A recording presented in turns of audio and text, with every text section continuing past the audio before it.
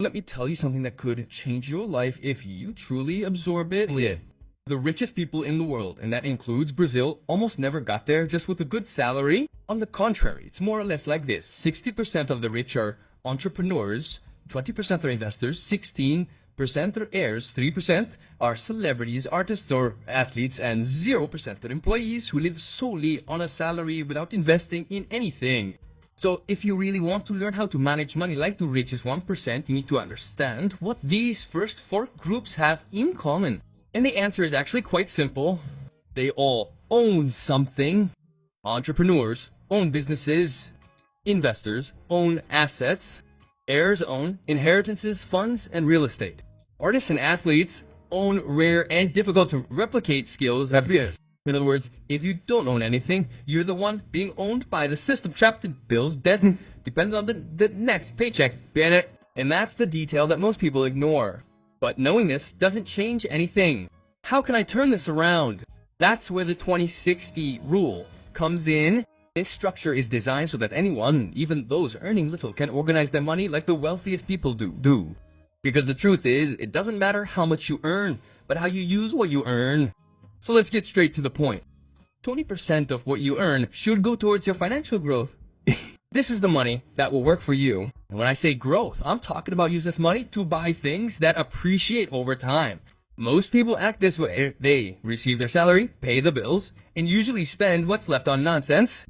The month closes with zero left over recurring yearly. And you know what's saddest? This cycle was created for this very reason. You feel good when your salary arrives, but days later, you're broke again. You work harder the following month to try to balance things out and remain trapped in the same place.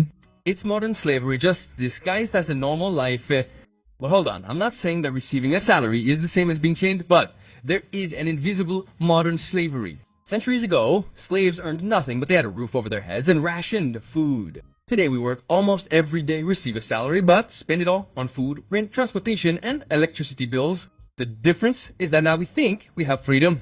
And when you understand that, you realize you need to react. And the first step is to use those 20% to buy assets. That is, things that put money in your pocket and grow over time. The idea is simple. While you work, your assets are also working, and over time, they can even yield more than your job itself.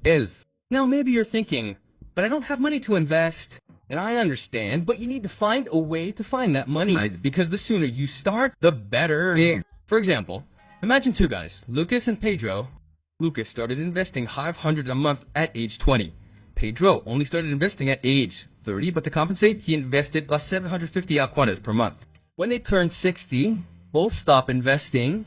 Lucas invested $240,000 over 40 years, and Pedro invested $270,000 over 30 years. In other words, Pedro invested more money, right? But do you know who ended up with more? Lucas, and almost double because he started earlier. That's the power of compound interest. Time is worth more than money, right? Now that you understand how to really get started, the first thing is to choose the right assets for your money to grow. And to do that, think of it as a risk ladder from the most stable to the most daring. If you're starting to invest now and don't understand any of this, fixed income is the best way. Currently, the CDI is around 14.65% per year. This means that by investing in a bond that pays 100% of the CDI, Brazilian interbank deposit rate, you can achieve a net return of approximately 12.5% per year. However, this won't continue forever. If we look at the historical data for the last 10 years, the average net return on fixed income has been around 8% a year, which isn't a very high return, but in return it's much safer than the other assets I'll discuss. Next, we have index funds. These are the simplest and safest way to start investing in stocks. Instead of choosing individual stocks, you invest in the market as a whole. This dilutes the risk, but also reduces the return you can obtain. We have 4 main index funds in Brazil, BOV 11 with a return of 9.2% per year over the last 10 years, and VVB 11 with a return of 18.7% per year, Tivo 11 with a return of 9.3% per year, and Small 11 with 7.1% per year. As you can see, the only one that would be worthwhile is IVB 11, E11. The rest have a return similar to fixed income, so in my view, they're not really worth it. After that, we move on to high income skills. This is perhaps the best investment of all. Learning something that makes you earn more money multiplies your income and your potential to grow well above 20% per year. For example, if you invest the 5,000 in good courses or start training, in a few months working in the area, you already get your investment back and the following years are pure profit. And there are many things you can do, such as sales, video editing, paid traffic, programming, design, copy, and there are also several manual services that are in high demand, such as solar energy and installation, air conditioning maintenance, ad painting and small, home repairs, custom carpentry, furniture assembly, application of films or ISO film. In short, there are many.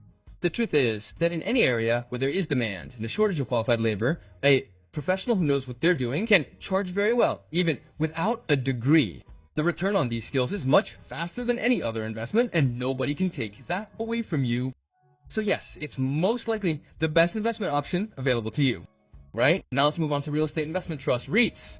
They are like investment condominiums where several people put money together to invest in real estate, such as shopping malls, warehouses, and commercial buildings, and receive a portion of the rent every month. I'm going to talk about 4 funds so you can get an idea of how much a fund can yield.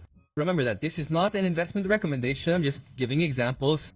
We have HGLG11, which has returned 15% per year in the last 10 years. KNR11 with a return of 12.5% per year. GGCCR11 with 17% per year. And HGR11 with a return of 14% per year. As you can see, their return is well above the average of the ETFs I mentioned earlier. But if we take the iFix, which is an index that measures the overall performance of real estate funds, that return is around 8.4% per year. So you need to know how to choose good funds, otherwise it's more worthwhile to invest in fixed income. That's why it's riskier than the other assets I've already mentioned. Now we come to the famous stocks. Stocks are pieces of a company that you can buy. When you see a shareholder, you can make money in 2 ways: with the appreciation of these pieces and with the profits that the company distributes. There are several ways to invest in stocks. The dumbest way is to try to pick the best stock of all and put all your money into it. That's the most idiotic way to invest. And the way I consider most solid is simply investing in 20 or 30 companies that have been profitable over the last 8 years. For example, if you create a portfolio with the 20 largest and most profitable stocks on the stock exchange over the last 8 years, you'll get an average return of 15% per year, with relatively low risk compared to other ways of investing. To give you an idea, if Lucas from our previous example had invested in this portfolio, instead of having 2.7 million, he would have 11.4 million. But of course, there are many variables. I'm not saying it's risk-free, nor that you'll have that kind of return for 40 years straight, because that's almost impossible. But yes, investing in stocks can be extremely profitable in the long term. But first, you need to understand how the market works. It will inevitably have ups and downs. The important thing is not to panic during downturns or become overconfident during upturns. And second, you need to be prepared for market downturns. There will be times when your assets will plummet. Perhaps you'll lose 10, 20, or even 30% of it, depending on the crisis, just like what happened in 2008, 2015, and 2020. If you panic and sell everything, you've lost. Must. And as a third point, you need to invest money indefinitely until you reach the point where you've accumulated so much money that you can finally live off your assets. As long as you don't try to guess which stock will be the best of all and diversify your portfolio, the chances of you having a return of 12% or more per year in the long term are quite reasonable. And remember that no stock has the power to make you rich. What will really make you rich is working and investing. Stocks only amplify the growth of your assets. Next, there are online businesses.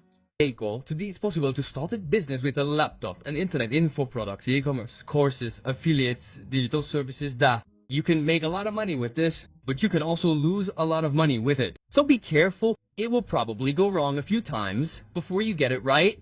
Therefore, before trying, save up some money and have a strong financial base. Then you can take risks with more peace of mind. And since we're talking about returns, the return on having online businesses can easily exceed 20% per year, if it works out, of course. And as a final asset, we have alternative investments, Bitcoin, gold, collectibles, etc. Here, like all the others, you can win or lose a lot.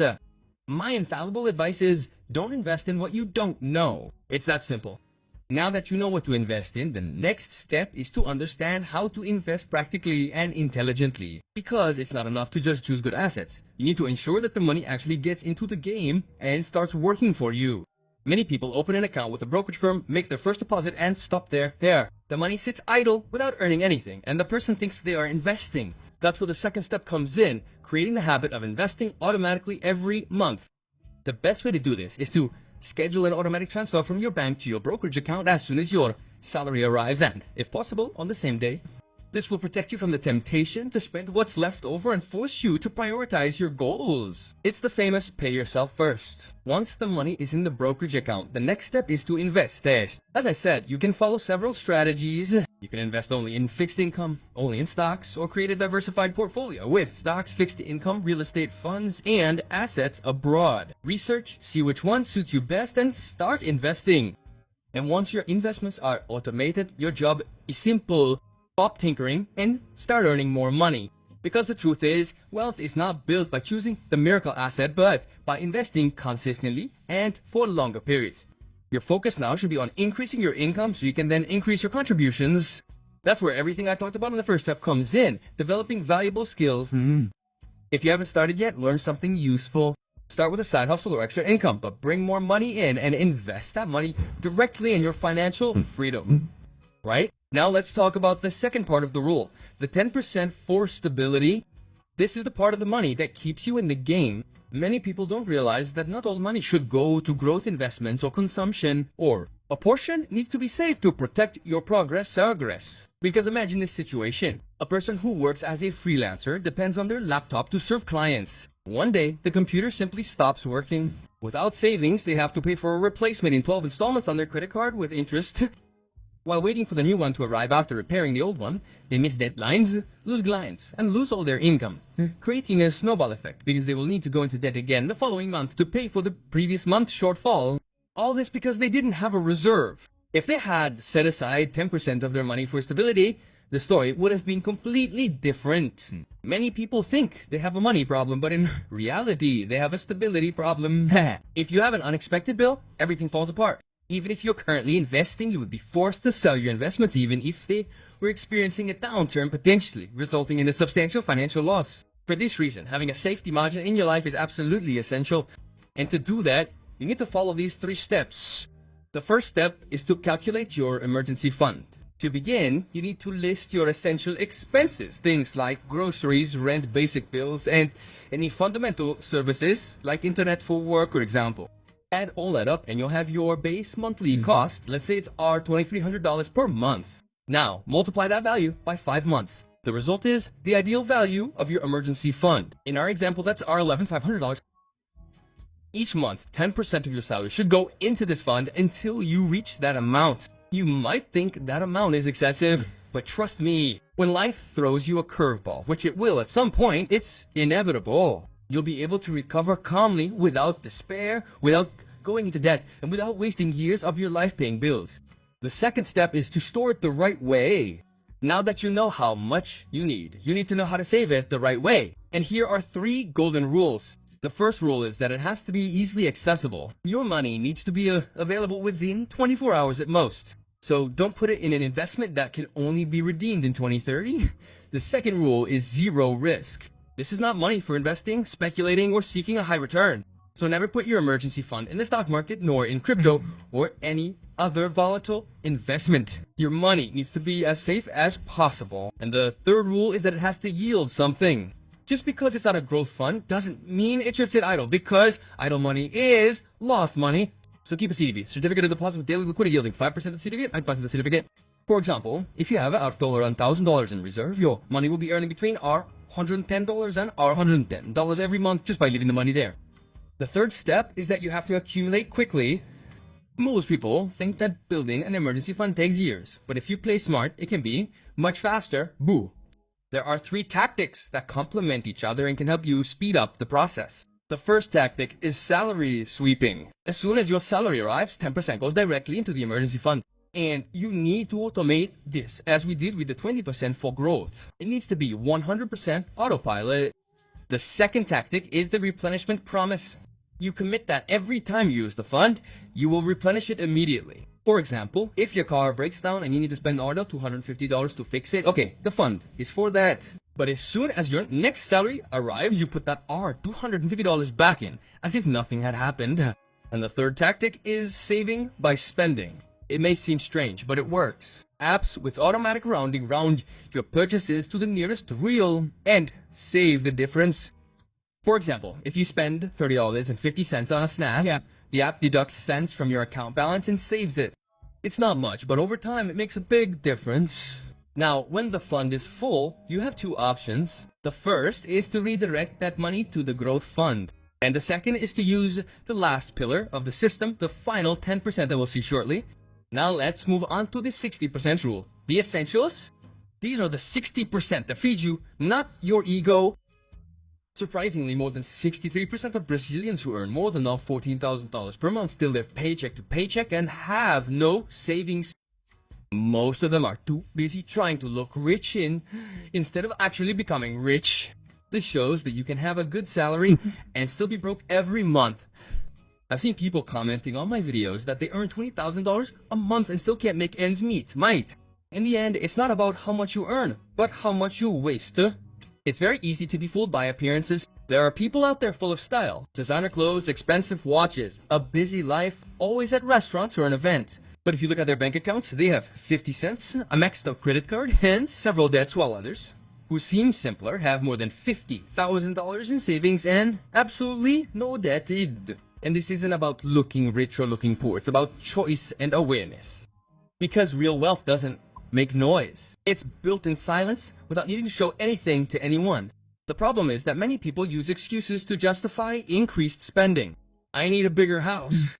This car will make my daily life easier. I deserve to eat out once in a while. That's where the so-called lifestyle inflation begins, the silent increase in the standard of living that raises any chance of accumulation. But to avoid falling into this trap, there are a few steps you can take. The first step is to be clear about what is truly essential.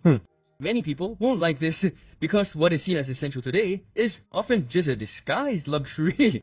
Essentials are what keep you alive and functional. That is rent, mortgage payments, food, basic bills, transportation, insurance, and basic clothing. No, sir.